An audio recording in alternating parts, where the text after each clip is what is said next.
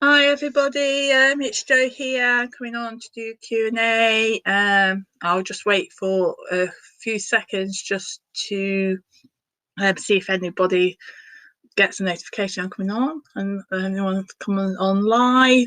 I actually put some makeup on today, and I think it's the first time that I've put makeup on since lockdown. And I had my hair cut on the Friday before lockdown, and I think it's the first time I've actually thought about it. It still looks a bit frizzy, but I thought, no, today I was doing my morning routine, and I thought I'm going to go upstairs and I'm going to have a shower. I'm going to do my hair. Not that I have a shower quite often. That's not been since lockdown. And do my makeup. So I've come on today just to do some Q&A with you. Have had no questions in the comments.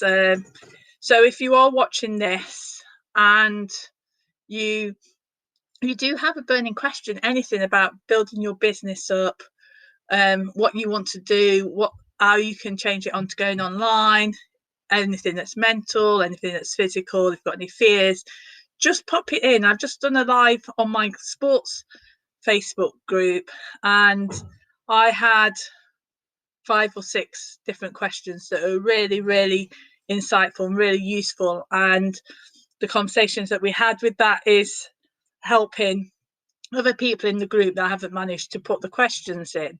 And if you are thinking about the question and what you can do, there'll be somebody else that will have that same question, so you're helping them as well. So feel free to put things in the comments. I'll be doing this every week, but the more you put in, the more I can be specific in helping you. So I'm just going to go through a couple of the people that have just joined and what they've put in on their questions, just to help. So one of the things is about generating income streams that are sustainable. And I think as people in private practice, we're so used to that brick and mortar practice and doing workshops face to face. And with this lockdown, it's given us the opportunity to really think of how we can have a business that's sustainable when it comes to situations like this. And this won't be the first one. We'll also have a situation in which we might have a recession. And I know definitely for the people that work in sport, this has been quite tough because people aren't in sport, and that they are therefore not having those kind of feelings and pain points that's getting them to come and pick up the phone. However, since lockdown down, I have had 2 new sporting clients, and the reason for this is their pain points are still there, and this is giving them an opportunity to go out there and help themselves.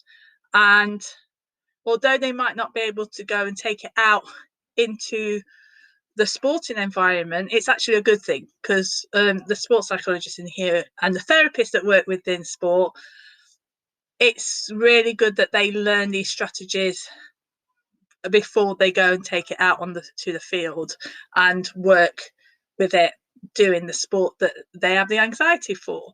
So this is giving them a great opportunity to sit down and think about what mental strategies they can do, work through those blocks, work through the things that are causing them those concerns, those struggles. And that's the same within therapy and within coaches. People still have those pain points. Just because it doesn't feel as bad at the moment, they're still existing. And it's about you going out there, giving value to help them really understand the importance. And with Zoom and all the other platforms out there, I use Zoom just because it can be recorded and it's safe. You can lock the room, you can give them a password. That's the reason why I do that over Skype, and that gives you the opportunity to do anything you want to. And we have this thing, oh, we can't do stuff over Zoom, but I've had so many clients that have been able to take in some of the strategies that I do that would be great if you've got somebody next to you, but you can still do it over this platform. So there's no reason why you're not taking clients at the moment. The only reason you might not be getting clients is because you're not getting yourself visible, you're not getting out there, you're not telling people that you're open for business and that you can do this stuff virtually, because people are now knowing that we can use virtually. People are using House Party, they're using Zoom, they're getting together with their families. Now is a perfect time to take your business online if you're not doing that. And it's also a perfect time, which one thing that I've been looking at is those different income streams that can be sustainable throughout your journey as a therapist or psychologist. And if you can get yourself growing this audience, you can start doing live trainings that you can turn into mini workshops. You can give all this value and then build it into something that can be paid. Once you have the audience, then there's so many things as therapists, as psychologists that we can do. You can go into group programs, which is what I'm doing at the moment, and I'm working towards getting a group program together, and that's what I want to do. And it's about building that audience for people to see that I'm the person for them to go and work with. But also, people can't go to get courses at the moment, so therefore we can make videos. It's so easy now, and to make a video, put it on a membership platform, put the workbook together, and then sell it to your ideal customer. And I did what's called a lead magnet. For the people that don't know, that is a way to get your email address off somebody, is to put something of value out there for free and use that as the top of your funnel. And if you're not sure about what the sales funnel is, let me know in the comments, and we can then do some training on how to get your sales funnel in order to get people to give you to come and be your client.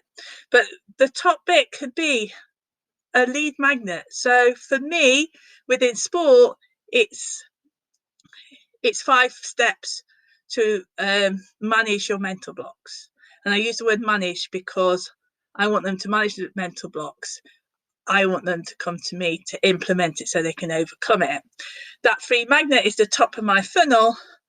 I know that the people that then download that particular free lead magnet have a child who has a mental block.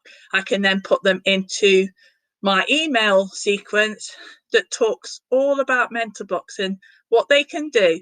It's the what, not the how. The what is what you give for free, the how is what they pay for. So you tell them what they could be doing and you're nurturing with that sequence. I get them into my group and talk to them there. And then when they feel that they're in the right place, which is that customer journey to get somebody to come in and help them, they ring me up and we get on a call. And I would say that my success rate of converting on a call is probably about 90%. And it's hardly ever about the price and the investment that they have, because they have already made that decision that they want to work for me when I get onto that call. And that is where in my business regarding the sport is where I'm at, and I know that I can go in there and engage with my audience, and when they are ready they'll come to me. So if you want some different income streams that are sustainable, you need to make sure you've got this funnel. So make sure you have this lead magnet. When you've got that lead magnet, you've got them into the email. What else is the customer journey? Are you taking them into a Facebook group? How many of you've got Facebook groups where you're nurturing your audience? Because that is where you get them. Not on your Facebook page. No one gets reach on the Facebook page. People want a safe place to say what they want to say. You can do the training, offer it for a small while and then take it off. put it into a membership site so people can go and buy it at a cost once that you've actually recorded it. And there's lots of other income streams that you can go for.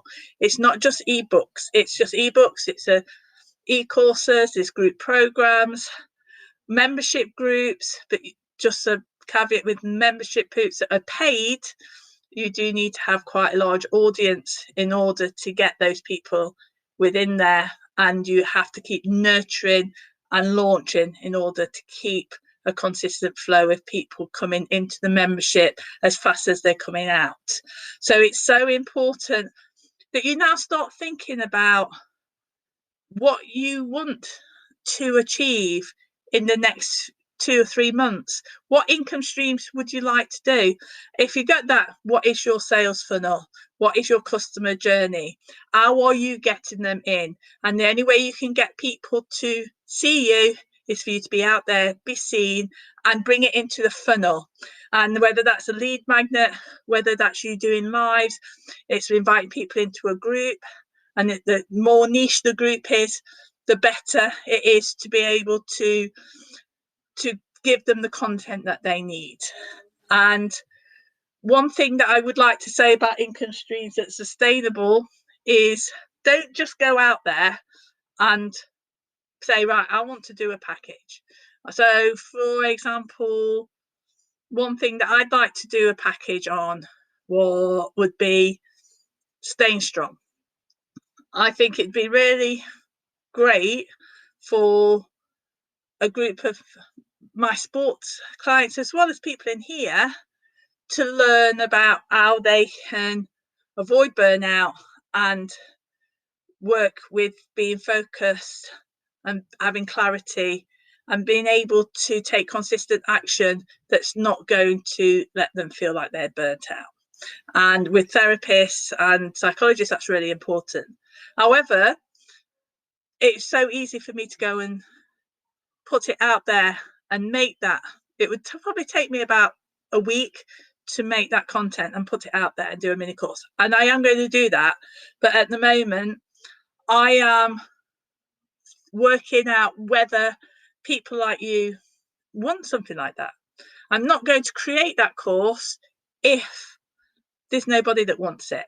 And so many people go, right, I've just spent 3 months creating this course, and then they put it out there and no one buys it.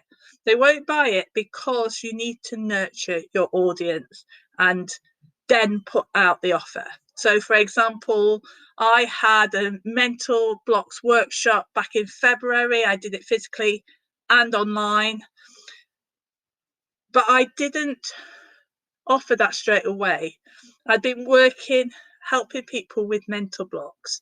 That is something that I want to do. That's what I'm known for, especially in the gymnastics and the figure skating world. If you've got a mental block, come to Jo. I get people ring me up. I've got a mental block. I've been told that you're the person that will go and help me with that. So therefore, when I go out there and I say I am running a mental blocks workshop, then people will come and they will buy off that. I hadn't written the content, by the way. I knew what was going to happen in there. I knew what I wanted to put in there. I knew also what the purpose of that workshop was going to be. But I didn't write the content. And I didn't write the content until I'd got enough people to run the program, to run the workshop. So for me, I wanted to at least make sure I'd got enough people on there. Actually, I had plenty of people that came, and we was at capacity to where I did the workshop. I then knew that when I'd got to that 20 mark, when 19 people came, that I was able to then go out there and build what I was going to deliver. Once I delivered it physically, I then brought it online, and people knew what I was going to talk about. It was so much easier to sell that because I knew what was going to go in it. I knew what worked before and what I needed to tweak. So if you are going to have income streams and you want them to be sustainable, ask your audience. You can't ask your audience if you haven't got one. You can't ask your audience if you haven't built up either a Facebook group or an email list or if you have quite good engagement on your page. But even if it's on your page, you don't get the reach as you do within a Facebook group. And I think one of the other things that someone spoke to me about is, well, how can I have a Facebook group in my particular niche, because I don't see how that's relevant. And there are some people, yes, that maybe have a Facebook group is not the kind of thing that you feel that your customers do. But I think everybody that would be in this group, there is that option of having a private Facebook group. If you're a therapist, with thinking about the ethics and the way that people need to be safe and need to be in an area where they feel that it's not going to be public. If you have it on the Facebook page, people aren't going to engage because they need to have that kind of safeness. You may not get the engagement in a particular field, and that could be just because people don't want to be seen as having these problems. But what they are doing is they're watching, they're listening, you're getting authority, you're getting credibility, that you are resonating with them and they understand what you're saying, and that they understand that you know what they're going for. And that's what a Facebook group will do for you, is you have that expertise. And I know some of you are quite early on in your practice or not at all, but as long as you are a couple of months or 3 months, 4 months down the line ahead of those people that you want to help, you have the tools. And in fact, I think I give my best work and best value when I'm learning something. So when I'm reading a particular self-development book that resonates with me, and I think that actually would give value to my ideal customer, that's when I give my good work. I don't use the stuff that I learned 15 years ago, although I do still use that within my practice, but it could be a little bit dated. But I do still use those techniques, and people aren't interested in techniques. What they're interested in is that you understand what their struggles are and that you give them a solution to help them. And this is what a Facebook group does. It gives you that audience that they can see what value you give. So even if you're a therapist or a counsellor who's thinking, actually, I don't really think they'll get that engagement, especially when you're looking at deep-seated problems that you might specialise in, but they join your group for a reason. So they may, I know that I have, say, a counsellor who deals with people that feel so depressed and they're suicidal. Those people aren't going to engage, but what will happen is by talking to the audience that you're speaking to, you can help them understand that you get them, and they will then reach out to you via Messenger or messaging and reach out and say, actually, that was really important to me. Can we chat? So not necessarily will you have that huge engagement that you get within some business groups that people are sharing their content. It doesn't matter. It's what matters is that people are watching you, they're listening to you, and they know that that you have told them how they get in touch. And that's why, for me, I think Facebook groups work in this industry, because you get them into your funnel, and the way that you can do that is by having a particular training that you know will suit your ideal customer, and they will come and join your group in order to see that training, and you get them into your funnel, and then you start nurturing them and getting them onto the particular program that you want. So whether that's one-to-one, whether that's group, whether that's a course. So that's what you can do if you don't want to do that. Right, let's look at the next question. So that's about finding clients and building up practice. So for me, in order to find practice, exactly what I've talked about. You can't find clients unless you are being visible. And if you're not being visible at the moment on Facebook, on Instagram, on LinkedIn, or whichever one is the best platform for you, and by the way, just concentrate on one. I've been working on Facebook, growing my groups for over a year now within Facebook, and this is where I devote most of my time. I've now gone into Instagram and I've started building up my practice in LinkedIn, but I'm not concentrating on LinkedIn at the moment. I'm concentrating on Facebook and then sharing that content onto Instagram and using the same content to get out there, because there's different kinds of clientele. But there's one person that I've seen that's a sports psychologist that's doing really well of getting herself visible within LinkedIn. And that was really good to see. Very short, very snappy. But if people want any support within sports psychology, will they go to you or will they go to her? Because if they're on LinkedIn, she is the person that's in their head. So they will go to that person to find support and get clients. And it takes 2 or 3 months for that to drip. And I remember Paul McKenna saying that it's a bit like a water pump. You start pumping and pumping and pumping, nothing comes out, then you get a little dribble and then it starts flowing. It's about that consistent action creates momentum, and that way is you're getting yourself visible. More and more people are going out there. It doesn't matter if they're not engaging. It might be an industry where they don't engage, and I know within my sports one,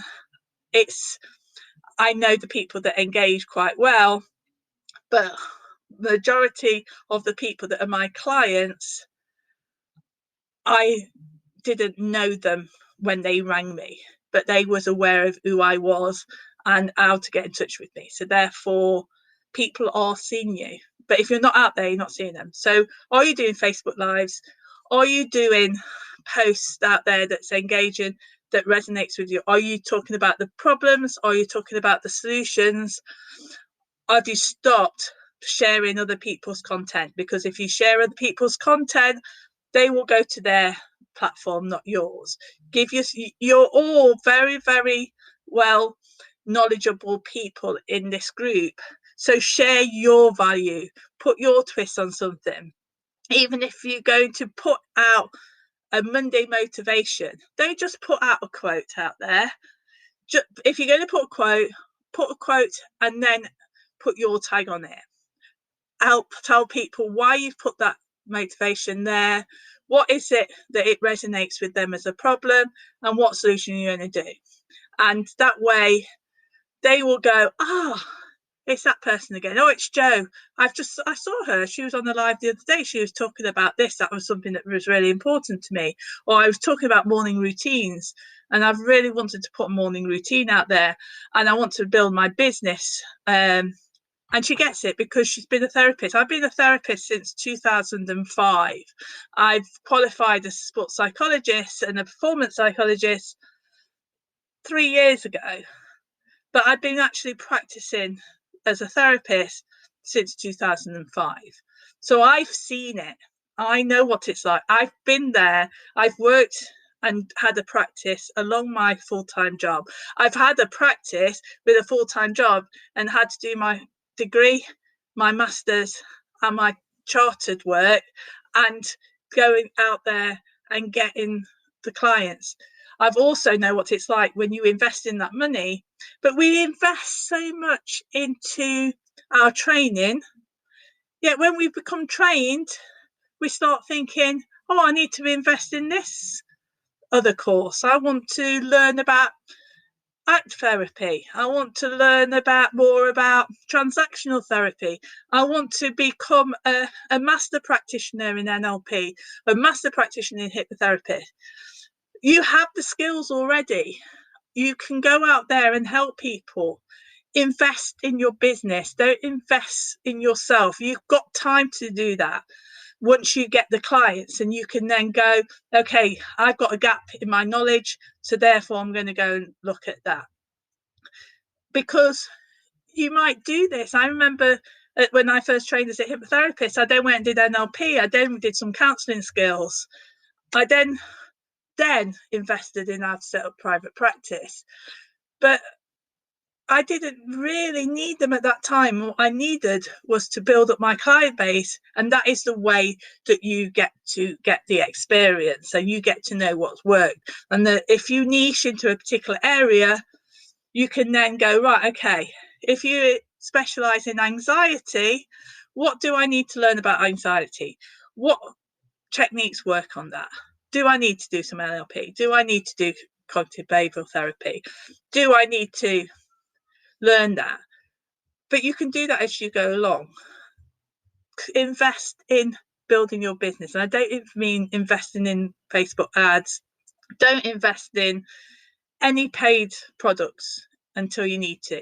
It was only until probably 6 or 7 months ago that I paid for extension on Zoom, just because I was doing group work, invested in MailerLite because I had so many landing pages, but the majority is free.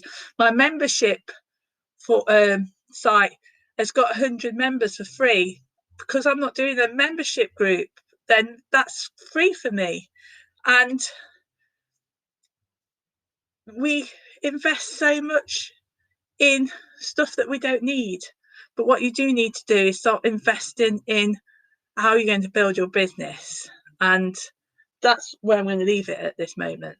So I hope that helps. It would be great if I had some specific questions that came from you. If you've seen this on replay, put #replay and just give me any questions that you have, because I am planning to do a group training. I put that in my diary for the 12th of May. But I'd like to do that's tailored to what the majority of people want to do in here. So send me a message if you don't want to put it in the group. Tell me what you want to know about. Is it something that you want to know about regarding focus, about taking control, or is it about particular things about business? So how to set up an online business, what to do, how to make a sales funnel, how to put on and build your audience. You tell me what you want, and I will then come on here and support you with that. Okay, have a great day, and I shall speak to you soon. Take care.